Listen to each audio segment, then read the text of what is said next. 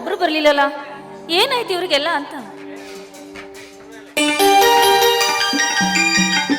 ಹಿಂದೆ ಬರ್ತಿದ್ದಾರೆ.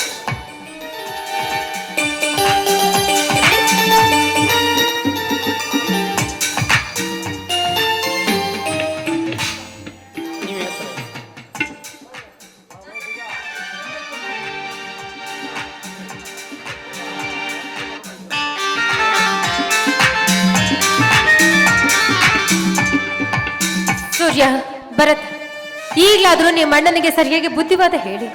ಊರು ಸಾಬ್ರು ತೆಗೆದುಕೊಂಡು ನಾವೇನ್ ಮಾಡ್ಬೇಕಾಗದ? ಇವ್ರಿಗೇನಾದ್ರೂ ಹೆಚ್ಚು ಕಡಿಮೆ ಆದ್ರೆ ಯಾರು ಹೊಣೆ?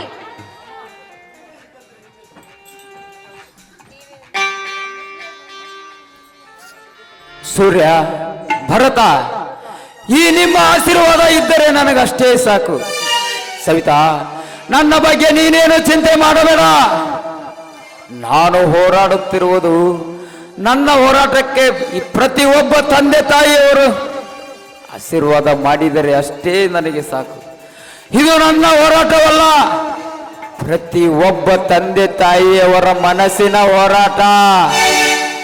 ಮುಂದಿನ ಯುವಕರಿಗೆ ದುಷ್ಟ ಚಟಕ್ಕೆ ಬಲಿಯಾಗುವುದನ್ನು ತಪ್ಪಿಸುವುದು ಪ್ರತಿಯೊಬ್ಬ ತಂದೆ ತಾಯಿಯವರ ಕರ್ತವ್ಯ. ಸಾರಾಯ್, ಗುಟ್ಕ, ಗಾಂಜಾ ಅಂತ ಉಜ್ವಲ ಭವಿಷ್ಯವನ್ನೇ ಹಾಳು ಮಾಡಿಕೊಳ್ಳುತ್ತಿದ್ದಾರೆ. ಮುಂದಿನ ವರ್ಷ ರೈತರ ಹೋರಾಟ ಮಾಡುತ್ತೇನೆ, ಇದು ನನ್ನ ಶಪಥ. ನೀವಾಡುವ ಮಾತುಗಳನ್ನು ಹೇಳ್ತಾ ಇದ್ರೆ ನನಗೇನು ಹೇಳಬೇಕೋ ನನಗೊಂದು ಅರ್ಥವಾಗ್ತಿಲ್ಲ. ಚಿಕ್ಕ ವಯಸ್ಸಿನಲ್ಲಿ ಅನಾಥರಾಗಿದ್ದು ನೀವು ಕಷ್ಟವನ್ನು ಸಹಿಸಿ ಎದೆಯಲ್ಲಿ ಬಚ್ಚಿಟ್ಟುಕೊಂಡು ಅದೆಷ್ಟೇ ಕಷ್ಟಗಳನ್ನು ಎದುರಿಸಿ ತಮ್ಮಂದ್ರನ್ನ ವಿದ್ಯಾವಂತರನ್ನಾಗಿ ಮಾಡಿ ಬುದ್ಧಿಜೀವಿಗಳನ್ನಾಗಿ ಮಾಡಿದ್ರಿ. ತಂದೆ ತಾಯಿಗಳು ಮಾಡಬೇಕಾದ ಕರ್ತವ್ಯವನ್ನ ತಂದೆ ತಾಯಿ ಸ್ಥಾನದಲ್ಲಿ ನಿಂತು ನೀವು ಮಾಡಿದ್ರಿ. ಆ ತಾಯಿ ದುರ್ಗಾಂಬಿಕೆ ಆಶೀರ್ವಾದದಿಂದ ನಮಗೆ ಬಂದ ಕಷ್ಟವೆಲ್ಲ ನಿವಾರಣೆ ಆಯ್ತು. ಆ ತಾಯಿಗೆ ಸಾಷ್ಟಾಂಗ ನಮಸ್ಕಾರವನ್ನು ಮಾಡೋಣ.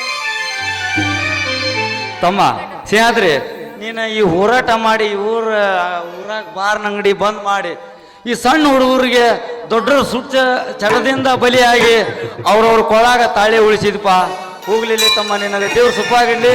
ಈ ಊರಾಗ ನಾಳೆ ಒಂದು ದಿವಸ ನಮ್ಮೂರಾಗ ಬಾರ್ ಬಂದ್ ಮಾಡಿ ಈ ಕುಡುಕರ ಒಂದು ಮಟ್ಟ ಹಾಕಕ್ಕ ಈ ಕೆಲಸ ಮಾಡಪ್ಪ. ಈ ನಿಮ್ಮ ನಂದ ಗೋಕುಲದೊಳಗ ಇದು ಆ ದೇವಿ ಇನ್ನೂ ಆಶೀರ್ವಾದ ಮಾಡಲಿ, ಮತ್ತೆ ಇನ್ನೊಂದು ನಾಟಕ ಆಡಕ್ಕೆ ನಮ್ಗೆ ಶಕ್ತಿ ಕೊಡಲಿ. ಇನ್ನು ನಿಮ್ಗೆ ಆ ಸೌಕಾರ ಕೂಡ ನಾನು ಮಾಡ್ತೀನಿ, ಕೆಲಸ ಮಾಡಿಪ್ಪ, ನನ್ನ ಸ್ವಲ್ಪ ಕ್ರಮಿಸ್ಬಿಡಪ್ಪ.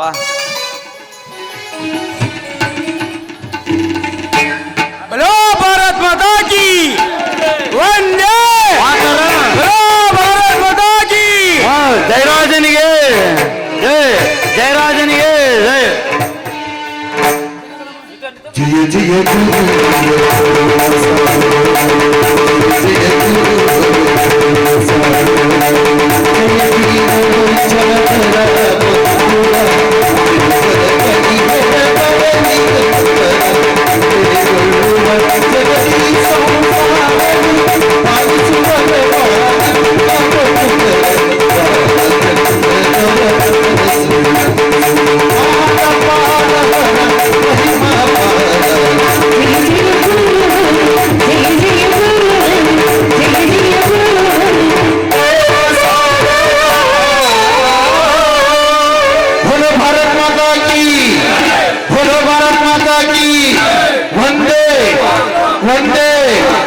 जय हिंद, जय कर्नाटक.